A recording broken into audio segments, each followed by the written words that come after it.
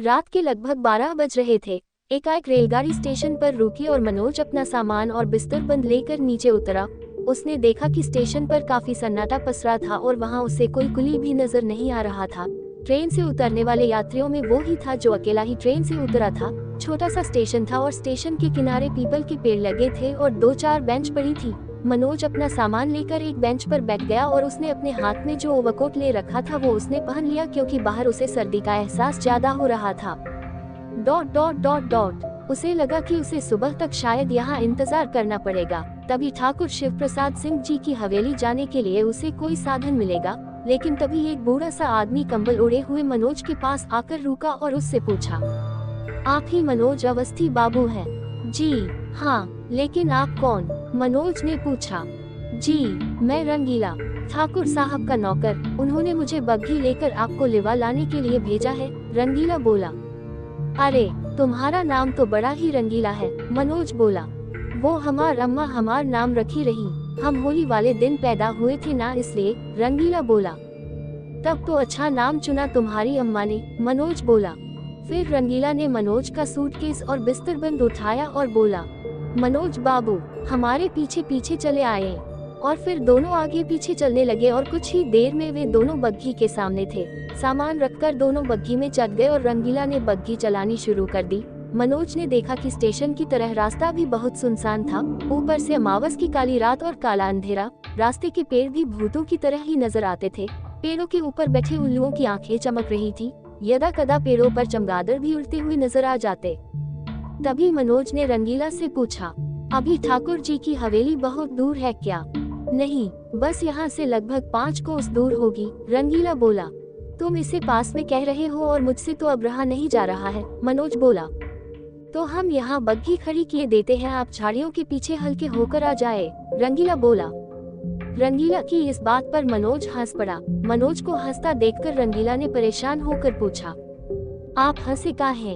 अरे, मुझे हल्का नहीं होना, बहुत तेज भूख लगी है भाई, इसलिए नहीं रहा जा रहा। और फिर इतनी रात को कोई बेवकूफ ही होगा जो इन झाड़ियों में हल्का होने जाएगा। मैं तो कभी ना जाऊं, मनोज बोला। अच्छा, तो ऐसा कहिए ना, हमें लगा आपको नंबर 1 जाना है, रंगीला बोला। वो लोग यूं ही बातें करते हुए चलते चले जा रहे थे। तभी बीच में एक पुरानी सी खंडहर हवेली मिली जिसमें बिल्कुल धीमी सी रोशनी जगमगा रही थी। तब रंगीला बोला, मनोज बाबू, उस हवेली को और मत देखना, नहीं तो डाकिनी आपके पीछे पड़ जाएगी। डाकिनी? ये डाकिनी कौन है? मनोज ने पूछा। जी, पिशाचिनी, जो लोगों का खून पीती है, जो भी उसके चक्कर में फंस जाता है तो जिंदा नहीं बचता, रंगीला बोला। अरे, ये सब फालतू की बातें हैं, मनोज बोला। मत मानिए, लेकिन हम तो मानते हैं। एक बार हमारे बापू के पीछे पड़ गई थी, सफेद साड़ी में रोज रात को आती थी और बापू का खून पीकर जाती थी। बापू का शरीर दिन ब दिन नीला पड़ने लगा तो फिर अम्मा ने एक अघोरी बाबा से इलाज करवाया, तब जाके हमारे बापू ठीक हुए और अघोरी बाबा उस डाकिनी को एक लोटे में कैद करके एक पीपल के पेड़ के नीचे गाड़ आए थे, रंगीला बोला। ओह, ये तो बहुत डरावनी कहानी सुनाई तुमने, मनोज बोला। जी, ऐसी बहुत सी कहानी हमें पता है, फिर कभी सुनाएंगे आपको। वैसे आप यहाँ कितने दिन रुकने वाले हैं? रंगीला ने पूछा। अब ये तो ठाकुर साहब ही बताएंगे, मनोज बोला। वैसे आप यहाँ आए किस काम से हैं? रंगीला ने पूछा। ठाकुर साहब ने बुलवाया है, वे मेरे दादाजी के पुराने दोस्त थे। मेरे दादाजी ने उन्हें कोई काम सौंपा था, शायद वो पूरा हो गया इसलिए उन्होंने मुझे यहाँ बुलवाया है, मनोज बोला। अच्छा, तो ये बात है, रंगीला बोला। वैसे उनके परिवार में कौन कौन है? मनोज ने पूछा। जी, 2 बेटे और 2 बहुएं हैं, 2 पोते और 3 पोतियां हैं। ठकुराइन तो कब की चल बसी, लेकिन इतना बड़ा परिवार होने के बावजूद भी वे अकेले ही इतनी बड़ी हवेली में रहते हैं। सारे परिवार को विदेश भेज दिया है और ना जाने कौन सा राज है जिसे वे हरदम दूसरों से छुपाने की कोशिश करते रहते हैं, रंगीला बोला। क्या कह रहे हो? मनोज ने पूछा। सच कहते हैं मनोज बाबू, वे हमेशा खौफ के साए में रहते हैं, रंगीला बोला। ऐसा कौन सा राज है जिसे वो छुपा रहे हैं? मनोज ने कहा। वही तो मनोज बाबू, हम तो खुद ही सोच रहे थे, रंगीला बोला। अब तो भाई मुझे हवेली जाने से डर लग रहा है, ऊपर से हवेली इतनी सुनसान जगह है, वहाँ से रेलवे स्टेशन भी इतनी दूर है कि कभी भागना हो तो भाग भी ना पाऊं, मनोज बोला। मनोज की बात सुनकर रंगीला ठहाका मारकर हंस पड़ा और उसकी तेज हंसी की आवाज पूरे इलाके में गूंज गई, जो काफी डरावना माहौल बना रही थी।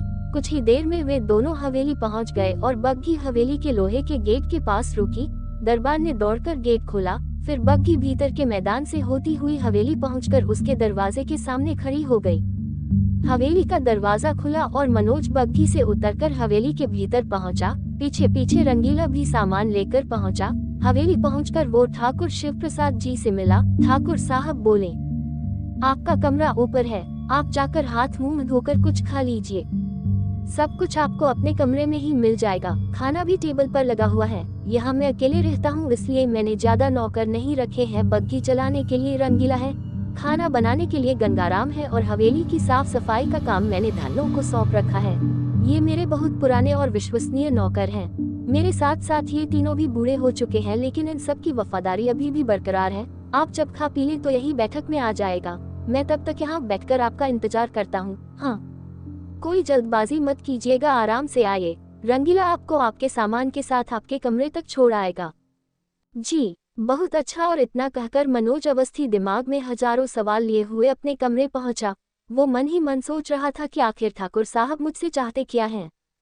फिर मनोज ने फालतू की बात ना सोचते हुए अपनी भूख पर ध्यान केंद्रित किया। रंगीला भी सामान रखकर जा चुका था। फिर वो सबसे पहले बाथरूम गया। वहां जाकर अपने हाथ मुंह धोकर वह लौटा। बिना कपड़े बदले ही तौलिए से चेहरा और हाथ पोंछकर खाने की टेबल पर बैठ गया। खाना बहुत ही लजीज था और वो भूखा तो बस चुपचाप पहले उसने खाना खत्म किया और फिर डकार मारकर 2 घड़ी वहां पड़े बिस्तर पर लेटा गया। फिर कुछ सोचकर उसने अपना सूटकेस खोलकर रोजमर्रा के कपड़े निकाले और उसने अपना कोट उतारकर एक ओर रखा। फिर अपने कपड़े बदलकर रोजमर्रा के कपड़े पहन लिए। कमरा काफी गर्म था, क्योंकि उस कमरे में आग का भी इंतजाम था, इसलिए उसे ज्यादा गर्म कपड़े पहनने की जरूरत महसूस नहीं हुई। उसने एक गर्म शाल अपने चारों ओर लपेटा और ठाकुर साहब के पास चल पड़ा। वो सीढ़ियां उतरकर नीचे बैठक में पहुंचा। उसने देखा कि ठाकुर साहब आराम कुर्सी पर बैठकर कोई किताब पढ़ रहे हैं। वो ठाकुर साहब के पास पड़ी हुई कुर्सी पर जा बैठा और उनसे बोला, जी, आप कहिए कि क्या बात है।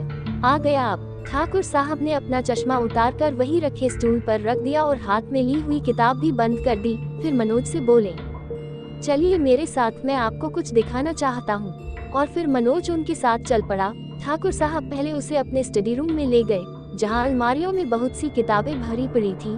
फिर उन्होंने अपने टेबल की दराज में से एक चाबी निकाली और स्टडी रूम के बीच वाली अलमारी को खिसकाने लगे। अलमारी भारी थी और उसमें किताबें रखी होने के कारण और भी भारी हो गई थी। ऊपर से बूढ़ा शरीर, उनसे अलमारी नहीं खिसकी तो मनोज बोला, मैं भी आपकी मदद करता हूँ। और इतना कहकर मनोज अलमारी खिसकाने में उनकी मदद करने लगा। अलमारी खिसक गई तो मनोज ने देखा कि वहाँ एक खुफिया दरवाजा है और उसमें बड़ा सा ताला लगा हुआ है। उस खुफिया दरवाजे के ताले को ठाकुर साहब ने दराज से निकाली हुई चाबी से खोला। भीतर बहुत अंधेरा था तो ठाकुर साहब बोले, मैंने बैठक में एक लालटेन जलाकर रखी थी, जाओ उठा लाओ। मनोज ठाकुर साहब के कहे अनुसार लालटेन उठाकर लाया और दोनों उस अंधेरी सी गैलरी में चल पड़े। जैसे जैसे दोनों भीतर घुसते जा रहे थे तो उन्हें ठंड का और अधिक आभास होता जा रहा था। मनोज को डर भी लग रहा था और वो यही सोच रहा था कि आखिर ठाकुर साहब उन्हें लेकर कहाँ जा रहे हैं। कुछ ही देर में ठाकुर साहब रुके और मनोज से कहा, अब यहीं रुकिए। उनके कहने पर मनोज वहीं रुक गया। तब ठाकुर साहब ने अपने हाथ में ली हुई लालटेन ऊपर की और उसकी रोशनी से दीवार पर देखा तो वहाँ एक दरवाजा और था, पर उस दरवाजे पर कोई ताला नहीं था। ठाकुर साहब ने उस दरवाजे की कुंडी खोली तो एक सुनहरी सी रोशनी उस दरवाजे से बाहर आने लगी। ये देखकर मनोज थोड़े आश्चर्य में पड़ गया, पर तभी ठाकुर साहब मनोज से बोले, आइए भीतर चले आइए। मनोज उनके पीछे पीछे भीतर जाने लगा। वे उसे एक कांच के गोल पारदर्शी खोल के पास ले गए और बोले, इसे ध्यान से देखो। मनोज ने वहाँ जो देखा तो उसे देखकर वो अचंभित रह गया। उस कांच के खोल के भीतर एक भयानक सा छोटा जीव था जो मटमैले रंग का था। उसकी लंबी पूंछ थी, 2 सींग और बड़े बड़े नुकीले भयानक दांत थे। उसकी आंखें खून जैसी लाल थी और सबसे बड़ी आश्चर्यजनक बात ये थी कि वो जीवित था। जब मनोज उसे देख रहा था तो वो भी मनोज को उदास भरी निगाहों से देख रहा था। उस जीव के चेहरे पर खुशी और गम के मिले जुले भाव थे। मनोज के लिए ये बहुत ही अद्भुत नजारा था। उसने ऐसा जीव अपने जीवन में पहली बार देखा था और उसे उसके बारे में जानने की बहुत उत्सुकता हो रही थी। चूंकि वो प्रोफेसर होने के साथ साथ एक लेखक भी था, इसलिए उसके बारे में जानने की उसकी जिज्ञासा और भी बढ़ गई थी। तब उसने ठाकुर साहब से पूछा, ठाकुर साहब, ये कौन सी बला है? मैंने ऐसा जीव अपनी जिंदगी में पहली बार देखा है। चलो मैं तुम्हें इसकी कहानी सुनाता हूँ, ठाकुर साहब बोले। इसकी कहानी भी है? मनोज ने पूछा। हाँ, ये एक वैम्पायर है जो तुमने केवल कहानियों में ही पढ़े होगे। ये रक्त चूषक होते हैं, ठाकुर साहब बोले। जी, मुझे पता है कि ये रक्त चूषक होते हैं। इन्हें पिशाच भी कहते हैं, लेकिन ये सच में होते हैं, मुझे ये आज पता चला। मैंने पहली बार किसी पिशाच को देखा है, मनोज बोला। तो फिर इसकी कहानी सुनो। और इतना कहकर ठाकुर साहब ने कहानी सुनानी शुरू कर दी। ये बहुत पुरानी बात है, यही कोई लगभग 70 साल पहले की। एक बहुत ही प्यारी बच्ची किसी गांव में अपने माता पिता के साथ रहा करती थी। उसका नाम कालिंदी था। उसकी उम्र लगभग 10 साल थी। वो बहुत ही प्यारी और सुंदर थी। उसकी मीठी मीठी बातें सबका मन मोह लेती थी। उन सबका जीवन हंसी खुशी गुजर रहा था और तभी उस गांव में सूखा पड़ गया। कुछ गांव वाले अन्न और काम की तलाश में इधर उधर जाने लगे, लेकिन कालिंदी के माँ बाप के साथ साथ उस गांव के और लोग भी अपना जन्मस्थान छोड़ने को तैयार न थे। तभी उनके गांव में एक बाबा आए और एक पीपल के पेड़ के नीचे अपना डेरा डाल लिया। गाँव के लोग उनके पास अपनी समस्या का समाधान पाने गए तो वे बोले, ये काम तो कोई अघोरी ही कर सकता है, वही कुछ ऐसा करे तो ही बरखा हो सकती है। लेकिन हम अब अघोरी बाबा को कहाँ ढूंढे? कालिंदी के पिता जगजीवन त्रिपाठी जी ने पूछा। मैं जानता हूँ एक अघोरी को, बाबा बोले। कहाँ मिलेंगे वे? कालिंदी के पिता जगजीवन त्रिपाठी ने पूछा। वो अघोरी तुम्हारे ही गांव के शमशान में रहता है, लेकिन वो केवल अमावस की काली रात को ही अपनी तंत्र विद्या का प्रयोग करके दूसरों की मदद करता है। इसके लिए उसे अपने प्राण भी जोखिम में डालने पड़ते हैं, क्योंकि ये पता नहीं रहता कि जिस आत्मा को उन्होंने बुलाया है वो कितनी शक्तिशाली है। कभी कभी तो ऐसे पिशाच और पिशाचिनी प्रकट हो जाते हैं कि फिर उन पर काबू पाना मुश्किल होता है, बाबा बोले। तो फिर मैं आज रात ही उनसे इस कार्य के लिए बात करता हूँ, क्योंकि मैं इस गांव का मुखिया भी हूँ। मेरे गांव की जनता भूखमरी से मर रही है, इसलिए मेरा कर्तव्य बनता है कि मैं अपने गांव की जनता की समस्याओं का समाधान कर सकूं, जगजीवन त्रिपाठी बोले। फिर क्या था, जगजीवन जी ने अघोरी बाबा से बात की और वे मान गए। और सबसे अच्छा ये था कि एक दिन बाद ही अमावस की रात थी, तो ये कार्य जल्द ही पूर्ण होने वाला था। अघोरी बाबा मान भी गए इस कार्य के लिए और उन्होंने शमशान घाट पर अपना अनुष्ठान करना प्रारंभ कर दिया। काला घेरा बनाकर उस पर खोपड़ियां और हड्डियां सजाकर वे मंत्रों का जाप करने लगे। उन्होंने गांव वालों से वहां न आने के लिए मना किया और बोले कि देखना, मेरा अनुष्ठान पूर्ण होते ही बरखा होगी। और ऐसा ही हुआ। उस रात आधी रात के बाद से ऐसी बारिश शुरू हुई कि दूसरे दिन दोपहर तक होती रही। जब बादल खुले तो जगजीवन जी के साथ साथ और गांव के लोग अघोरी बाबा का शुक्रिया अदा करने पहुंचे, लेकिन वहां का नजारा देखकर वे सब भयभीत हो उठे, क्योंकि वहां अघोरी बाबा की एक पेड़ के नीचे लाश पड़ी थी जो कि एकदम नीली पड़ चुकी थी। ऐसा लग रहा था कि जैसे किसी ने बाबा का खून चूस लिया हो। गाँव वालों ने फौरन ही बीमारी फैलने के डर से बाबा का अंतिम संस्कार कर दिया, लेकिन गांव वाले मन ही मन डर भी रहे थे कि ऐसा तो नहीं कि कोई बुरी आत्मा हमारे गांव में आ गई हो और फिर धीरे धीरे हम सबका खात्मा करने लगे। लेकिन उस दिन के बाद बारिश ठीक से होने लगी और सब जगह हरियाली छा गई, इसलिए गांव वाले इस बात को भूल गए। सब अपने काम काज में लग गए। लेकिन जब अमावस की रात दोबारा आई तो जगजीवन राम जी घर के पास वाले बरगद के पेड़ के नीचे एक औरत की लाश मिली, जिसका किसी ने खून चूस लिया था और वो भी अघोरी बाबा की तरह बिल्कुल नीली पड़ी थी। अब गांव वालों का शक यकीन में बदल गया कि हो ना हो यहाँ कोई ऐसा पिशाच आ गया है जो अमावस की रात लोगों का खून चूस कर लोगों को मार डालता है। गांव में अब बहुत ज्यादा दहशत फैल चुकी थी, लेकिन इस समस्या का उपाय किसी के पास न था, क्योंकि पिशाच को कभी किसी ने देखा ही नहीं था। पता नहीं वो पिशाच किस रूप में उन सबके बीच रहता था।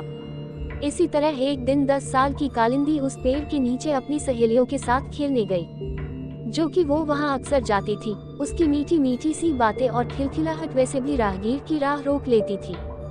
वो उस दिन भी खेल रही थी, लेकिन किसी बात पर उसकी अपनी सहेलियों से बहस हो गई और बात छीना झपटी से मार कुटाई तक पहुँच गई। वो सब तमाशा उस पेड़ पर रह रहा पिशाच देख रहा था। उसे कालिंदी बहुत प्यारी थी, इसलिए वो उसे देखने वहां आ जाता था और छोटे चमगादड़ का रूप धर पेड़ की किसी खोखली जगह में छुपकर उसे देखता रहता था। लेकिन जब कालिंदी की सहेलियां उसे जोर जोर से मारने लगी और उसके बाल खींचने लगी तो ये उस पिशाच से ना देखा गया और वो एक 10 साल के लड़के का वेश धर कर आया और उसने कालिंदी को उसकी सहेलियों से बचा लिया। उसने उन लड़कियों को 2-2 थप्पड़ मारकर भगा दिया। वे लड़कियां रोती हुई अपने घर को भाग गई। तब कालिंदी ने उस नर पिशाच से पूछा, कौन हो तुम, यहाँ कब आए? कालिंदी ने पूछा। अरे मैं तो हवा से भी तेज हूँ, कहीं भी पहुँच जाता हूँ, नर पिशाच बोला। अच्छा, तुमने मुझे बचाया, मुझे अच्छा लगा, लेकिन तुमने उन्हें मारा, वो मुझे अच्छा नहीं लगा, कालिंदी बोली। तो वे भी तो तुम्हें मार रही थी, नरपिशाच बोला। वो भी सही बात है, लेकिन तुम्हारा नाम क्या है? वो तो तुमने अब तक नहीं बताया, कालिंदी ने पूछा। मेरा नाम, वो तो मुझे पता नहीं, नरपिशाच बोला। ये सुनकर कालिंदी हंसने लगी और बोली, तुम्हारे माँ बाप तुम्हें क्या कहकर पुकारते हैं? मेरे तो माँ बाप ही नहीं है, नरपिशाच बोला। ओह, ये तो बड़े दुख की बात है। कोई बात नहीं, आज से मैं तुम्हारी दोस्त हूँ और तुम हवा से भी तेज हो, इसलिए आज से तुम्हारा नाम पवन है, कालिंदी बोली। पवन, ये तो अच्छा नाम है, नरपिशाच खुश होकर बोला। तुम रहते कहाँ हो? कालिंदी ने पूछा। मैं इस पेड़ पर रहता हूँ, पवन बोला। ये सुनकर कालिंदी फिर हंसी और बोली, भला पेड़ पर भी कोई रह सकता है? पेड़ पर तो बंदर रहते हैं। तो मैं अब कहाँ रहूँ? पवन ने पूछा। वो उधर उस खेत के पास जो एक टूटा फूटा पुराना महल है, अब उसमें कोई नहीं रहता, तुम वहीं जाकर रहो और मैं तुम्हारे लिए रोज वहीं खाना ले आया करूँगी, कालिंदी बोली। ठीक है, पवन बोला। आज से मैं और तुम सच्चे दोस्त हैं, कालिंदी इतना कहकर चली गई। अब रोज कालिंदी पवन से मिलती, उसके लिए खाना लाती और खिलखिलाकर हंसती रहती। ये देखकर पवन मन ही मन कालिंदी को देखकर खुश होता रहता। ये बात कालिंदी ने अपने माँ बाप से कही तो वे बोले, किसी अनजान लड़के से मिलना जुलना ठीक नहीं, इसलिए तुम उससे मत मिला करो। माँ बाप की हिदायत के बाद फिर कभी कालिंदी ने पवन का जिक्र किसी से नहीं किया, अपने माँ बाप से भी नहीं, लेकिन उसने पवन से मिलना भी नहीं छोड़ा और उसके लिए खाना ले जाना भी नहीं छोड़ा। और अब ये अच्छा रहा कि अब की बार अमावस की रात में किसी का खून नहीं हुआ, किसी की लाश नहीं मिली गांव में, और उसके बाद भी किसी अमावस में ना तो किसी की लाश मिली और ना ही किसी का खून हुआ। गांव वाले निश्चिंत हो गए कि और उन्होंने सोचा कि शायद नरपिशाच उनके गाँव को छोड़कर कहीं चला गया है। ये बदलाव पवन में कालिंदी की दोस्ती के कारण आया था, जो वो अब किसी को मारता नहीं था। ऐसे ही 5 साल बीत गए, कालिंदी और पवन की दोस्ती बरकरार रही। जैसे जैसे कालिंदी बड़ी होती गई तो पवन भी अपनी शक्तियों द्वारा बड़ा होने का रूप बदलता गया। वो भी अब 15 साल का ही दिखता था, लेकिन अब धीरे धीरे उस नरपिशाच की संवेदनाओं में बदलाव आ रहा था और उसकी भावनाएं कालिंदी के साथ रहकर इंसानों की तरह ही होती जा रही थी। वो अब कालिंदी को बहुत पसंद करने लगा था। उसकी पसंद अब प्रेम का रूप लेने लगी थी। उसका हृदय भी कालिंदी को देखकर धड़कता था। उसकी आंखों की शुष्कता अब आंसू नामक पानी से द्रवित हो जाती थी। जब कालिंदी कभी कभी उसका हाथ पकड़ लेती तो वो स्पर्श उसे भीतर तक गुदगुदा जाता। दोनों साथ खेलते और साथ खाते थे। कालिंदी को पवन अच्छा लगता था, लेकिन वो उसे प्रेमिका की दृष्टि से नहीं देखती थी, हमेशा एक दोस्त की हैसियत से देखती थी। ऐसे ही दोनों की दोस्ती को कुछ वक्त और बीता, लेकिन पवन ने कभी भी कालिंदी से ये नहीं कहा कि वो उसे पसंद करता है, क्योंकि उसे पता ही नहीं था कि इस भावना को प्रेम कहते हैं। वो तो भूतों की दुनिया से आया था और प्रेम का अर्थ नहीं समझता था। बस वो कालिंदी को सदा अपने पास रखना चाहता था। अब कालिंदी 16 पार करके 17वीं में लग चुकी थी तो घर वालों ने उसके रिश्ते की बात चलाई और उसे लड़के वाले देखने आए।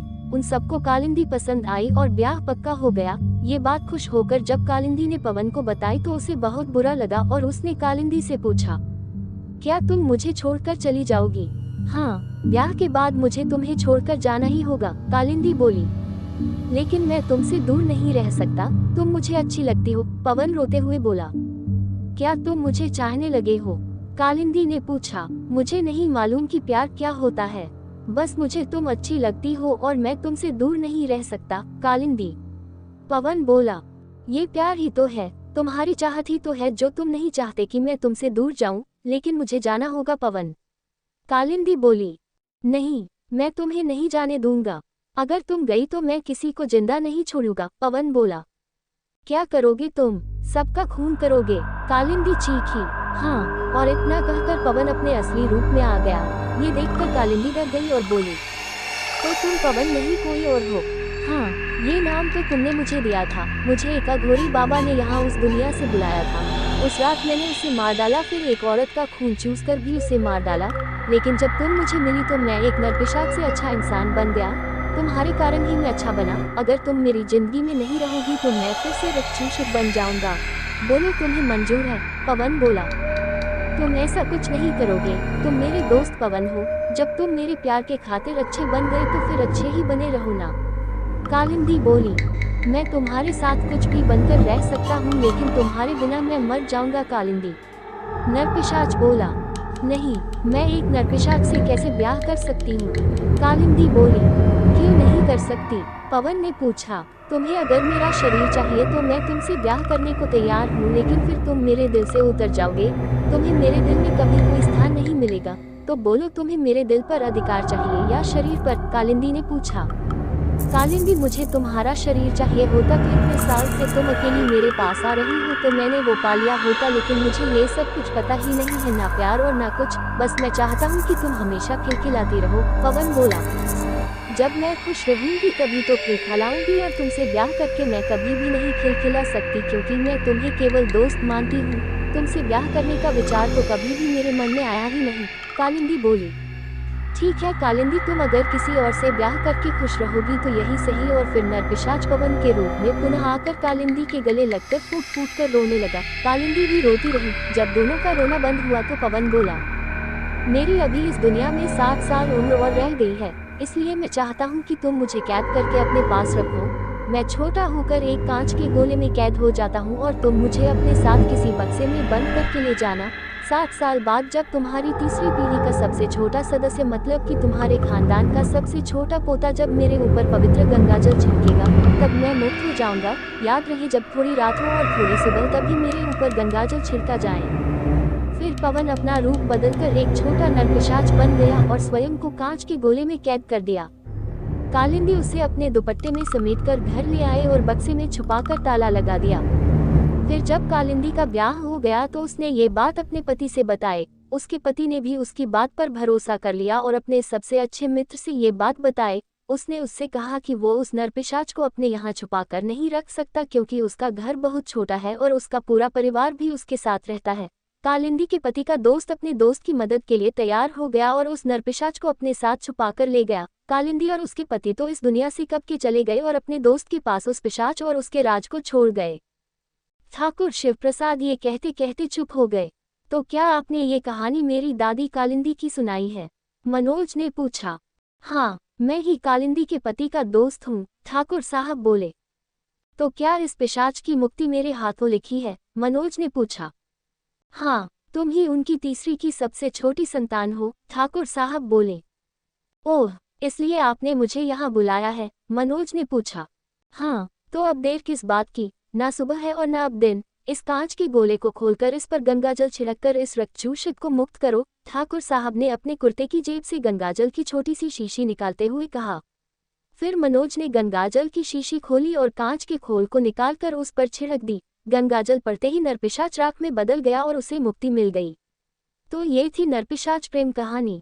ये कहानी अंधविश्वास को बढ़ावा देने के लिए नहीं लिखी गई है, केवल मनोरंजन के उद्देश्य से लिखी गई है और पूरी तरह से काल्पनिक है।